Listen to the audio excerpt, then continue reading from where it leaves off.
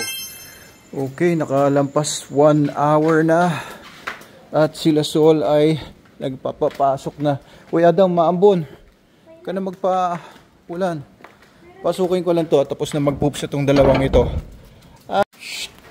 Hey Sol, pagka naka-jacket hindi niya makilala. Kanina naka-jacket ako. Pagpasok ko dito ay maambon. So naka-jacket ako, naka-hood. Go, galit na galit sa mukha ako si Sol. Oo, tapos habang gumagawa na siya, sumisi nga, lumalabas yung sipon niya, oh. Kakadiri talaga si Sol. Parang parang abnormal. Galit na galit siya sa akin kanina, hindi niya ako nakilala. Naka-hood ako, tapos naka-cap. Galit na galit. Okay naman, tapos ang ginawa ko pa, gumanong-ganon pa ako, o yeah, mas lalo tuloy parang aatakihin sa puso eh. Parang aatakihin sa puso, tas lumalabas yung sipon.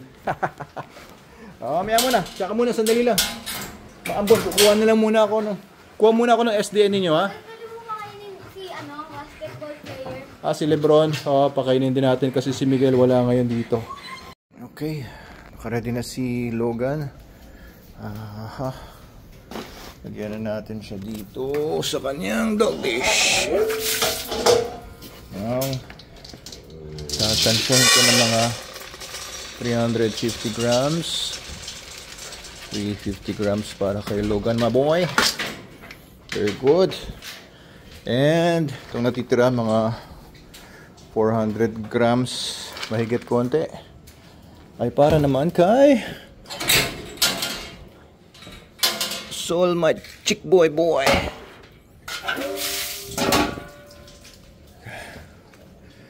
Natin. And hopefully maubos nila agad yan. Sige lang. Hindi ko na muna siya pakakawalan ngayon. At kanina pa naman siya nakalaya doon sa garden sa kabila. Logan, konting tubig dyan. Okay. So for the past 2-3 days medyo may issues si Sol sa feeding niya dahil nasira sa yung tiyan niya.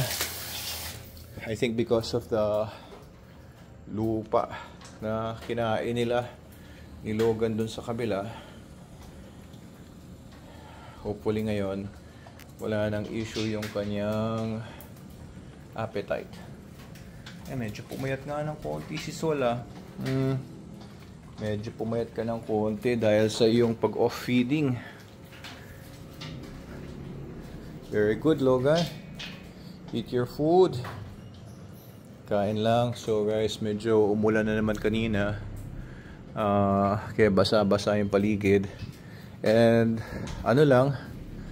konting paalala lang doon sa mga nababahaan ng mga lugar. Iwas nyo rin yung mga aso nyo, pati kayo, doon sa mga inaakyat ng baha.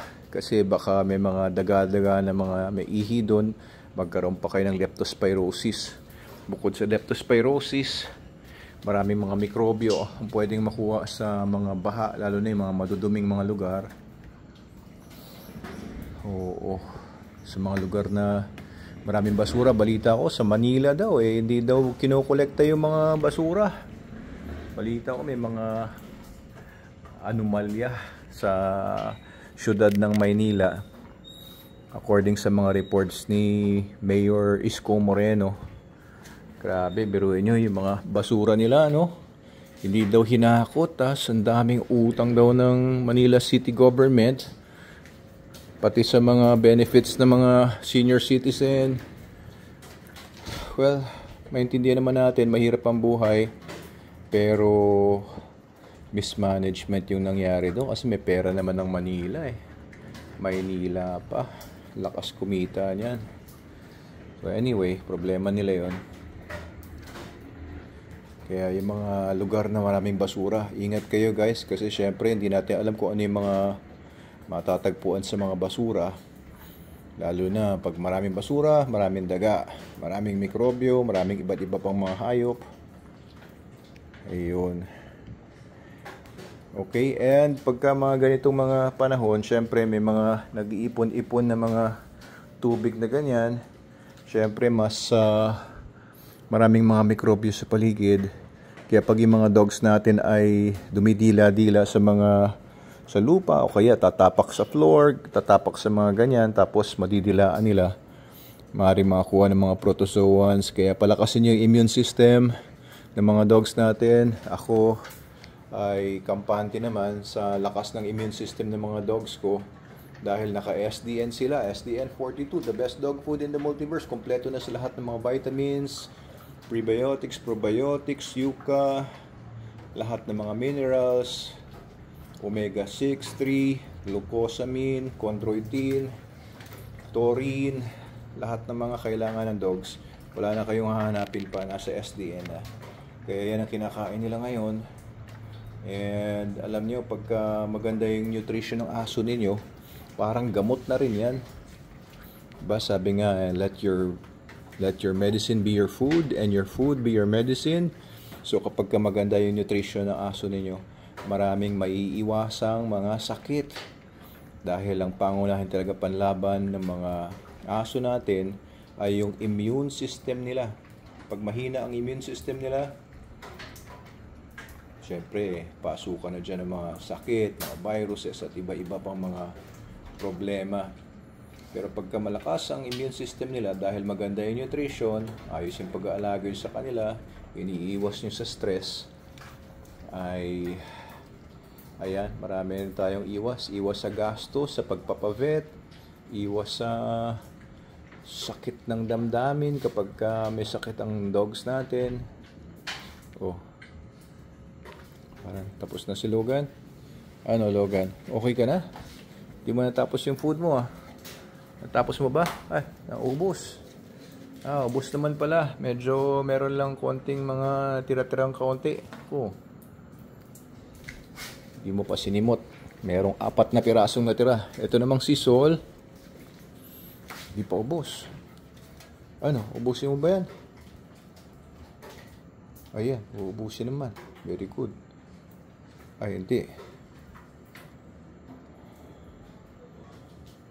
Ano kaya, nade-develop kaya natin yung pagiging picky eater niya? Kasi minsan pag kami natira, hindi ko inaalis. So, sige, gagawin ko ngayon.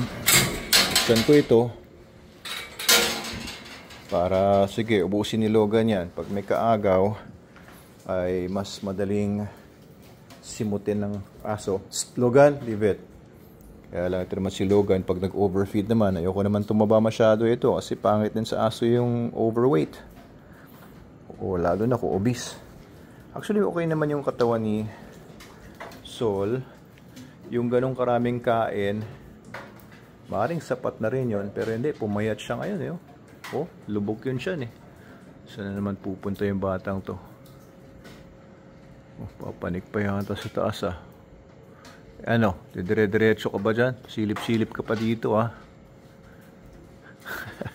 Bumalik lang.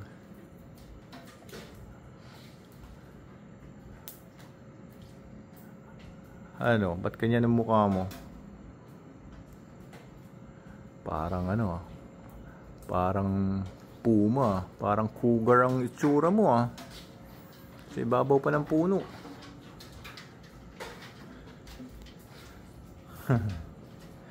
Ano, ubusin mo ba yung food mo? Si Logan nakabantay. Sige ka. Sige ka, ubusin mo ba yan? Ayan, ubusin ko po. Ayan, ubus naman. Sige, sige, ubusin mo na. O, nakabantay ito si Logan. Sige ka, o. Ayun. Kumain na naman ulit siya.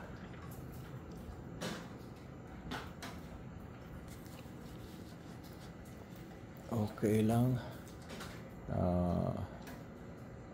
Maulan kasi ngayon. Ayos. Ayan, kumakain naman si Sol. Ayan, kung wala ako dito, wala na. Aagawan na yan ni Logan. Oh, takam na takam pa eh. Okay na yun sa'yo, Logan. 350 grams isang araw. Yun na yung sa'yo. Gusto pa niya eh. Gusto pa ni Logan ng SDN. Pero Eto, kailangan ni Sol ito. Kailangan makabawi-bawi ni Sol ng konti. Dahil nga nag-off-feed siya ng mga ilang araw. Sige lang, Sol. Yan, very good. Sige lang, very good boy. Very good.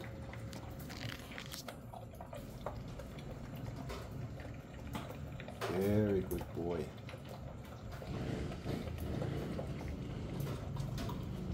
Ayos, ayos. Okay. Ayan, so feeling ko nakaka 300 grams na siya. It's okay, so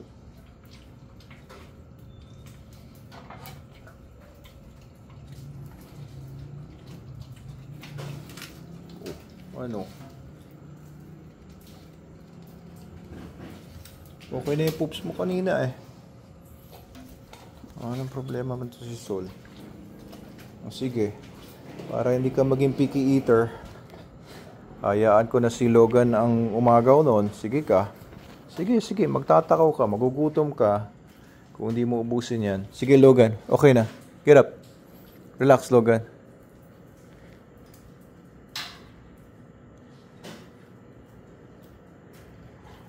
Ba? Hindi ah. Come on. Up. Get up. Get up, Logan. Stand up. Stand. Very good. Don't. Eat your food. Eat your food. Eat Sol's food. Come on. Sige na. Magawa mo na si Sol. Para dito arte-arte.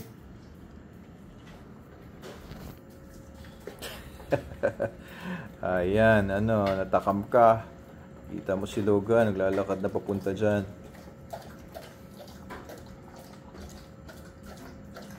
Ayan. Basta sa mga dogs, guys, ako ayoko ng picky eater ng mga dogs. Kaya pag ayaw kumain, alisin ka agad. Kasi pagka nakababad pa ng matagal, mas lalo pang nagde-develop yung pagiging, pagiging picky nila. Pag ayaw na kumain, within 5-10 minutes, alisin na kagad. Next day na. Hindi naman sila mamamatay o manghihina because of that. Basta, ayan. Pero mukhang mauubos naman niya. Mukhang mauubos niya itong 450 grams niya na ito. Ayan. No? Marami sa atin kapag yung aso ay nag-off feed, napapraning na. Pero yung few days off feed, hindi ako worried doon. Ayan, kahit na konti lang kainin ng mga dogs ko kasi basta SDN naman ang kinain nila, SDN 42, siksik naman yan. And minsan naman, okay din naman yung fasting. Okay din naman yung minsan na mag-off feed. Minsan yun yung signal ng katawan na pagpahingahin muna yung mga organs. Minsan yun din yung signal ng katawan para medyo promeno. Ano, Sol? O sige na, Logan. Come on. Come here, Logan. Inside. Inside, Logan. Ano? Dadalawang isip ka. Kasi kanina pinagalitan ko siya. Kaya dadalawang isip na siya. Ano? Nakain mo ba yan? O, hindi na. O, sige. Alis na tayo dyan. Para si Logan makadiskarte. Pag magpunta tayo dito, si Logan papasok yan doon.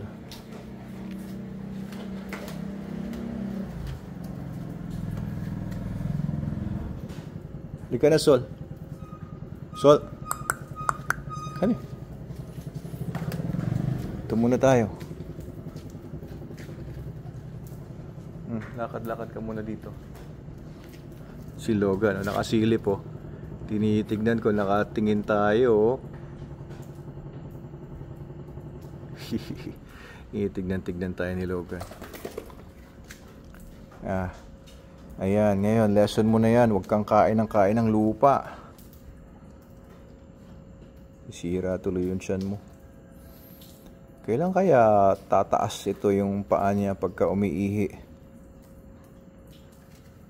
Ibig sabihin ito ay hindi pa 100 days na nga pala siya today, guys. 100 days. Oo, dapat pala meron tayong ano, no? Paano ba natin i-celebrate yun? 100 day na ni Sol dito sa akin at naka SDN. Ayan, nung dumating siya dito day 1, parang kalansay at parang ano, galit sa mundo, parang hinang-hina siya. At ngayon okay naman, okay na siya. And ina-expect ko pa naman na malaki-laki pa ang magiging development nito. Yamang siya ay adolescent pa lang at wala pa sa full maturity. Ang height niya ngayon ay nasa mga ano siguro 27, 28 ang taas niya. Mas mataas siya kay Logan eh. Si Logan 26. And mas mahaba siya kay Logan definitely. Ang kanyang height, ang kanyang weight is 42.5 last time we checked. Ewan ko lang ngayon, no. Okay, baka lumiit, baka lumaki. Ano? Kinain mo na yung food niya? Oh, ganyan si Sully, oh. Pag lumalapit siya kay Logan, tumitiklop naman siya eh. Nagda-down siya. Nagpapakita ng submission. Oh, nagpapakita ng submission. Kasi si Logan ay alam niya anytime eh babanatan siya. And eto, no, mas mabigat na siya kay Logan eh. Si Logan eh, nasa mga 36 kilos lang ito eh. 36 kilos versus 42.5. Oo, wala na. Outmatched na siya pagdating sa weight. Wala na sila sa same weight division. Hindi naman pinuntahan ni Logan eh. Okay. At may konti pang natira. Eh, okay na rin yun. Nakakain siya siguro ng mga 350 grams. Ayun lang. Happy 100 days all.